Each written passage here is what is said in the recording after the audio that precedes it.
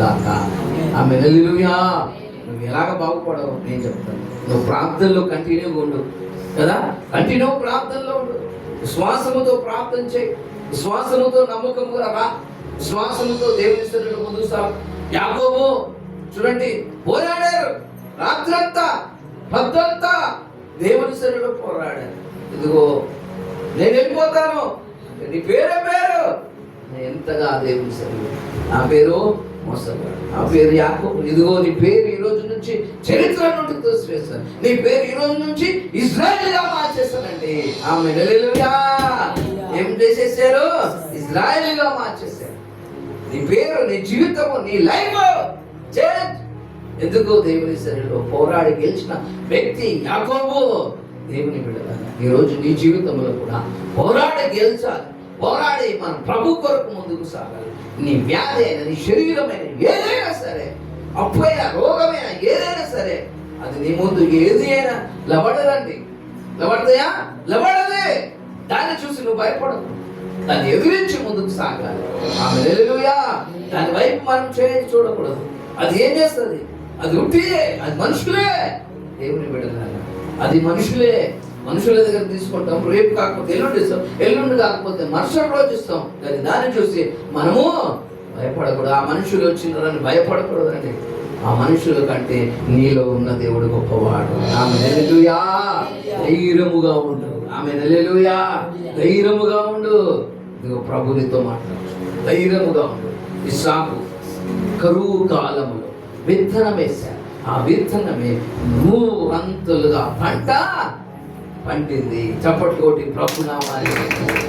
ఆమె హల్లెలూయా. 100 అంతులుగా.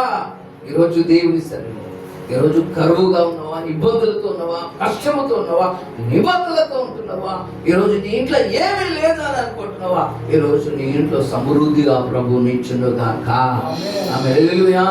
ఎంత డబ్బు సంపాదించినా కానీ నా ఇంట్లో ఏదో ఒకటి లోటు ఉన్నది, నా ఇంట్లో ఏదో ఒకటి వస్తువు తక్కువనే ఉంటున్నది అని నువ్వు అనుకుంటున్నామో, నువ్వు ఈ శ్వాసం బట్టి ప్రార్థించే, ఇదిగో నీ ఇంట్లో ప్రభువు నింపున్నదాకా. ఆమె హల్లెలూయా. నీ ఇంట్లో ప్రభు నింపుతారు. ఏ నింపుతారు? ప్రభు నింపుతారు. విశ్వాసం దేవుడి వైపు దేవుడు చూడు, దేవుడు చూడు, అంతే దేవుడు కార్యం చేస్తాడు. ఆయన పని నీ పని కాదు, నీ పని కాదు, నీవు కాదు, దేవుడే. దేవుడే.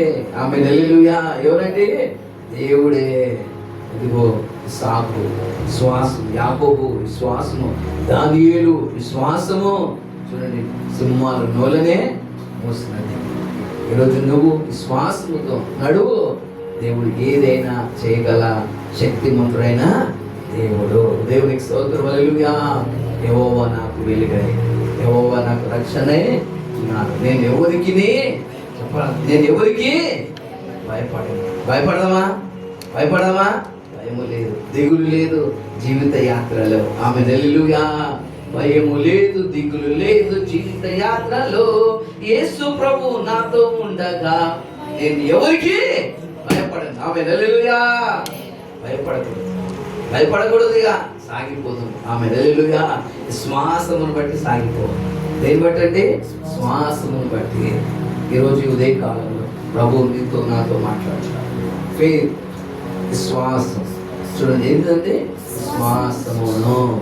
చూడండి, విశ్వాసము యాకోబుతో చూడండి ఏం చేశారు? కరువు కాలంలో విత్తనం వేశారు, ఆ విశ్వాసముతో వేశారు.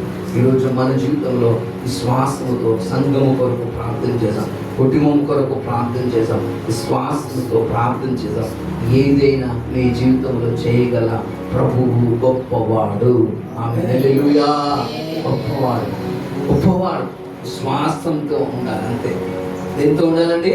శ్వాసముతో నడవాలి, అంతే. శ్వాసముతో నడవాలి. మన సంఘము కూడా ఏంటిది? శ్వాసముతో నడుస్తున్నామంటే. ఆమె హల్లెలూయా. ఎవరు వచ్చినా రాలేకపోయినా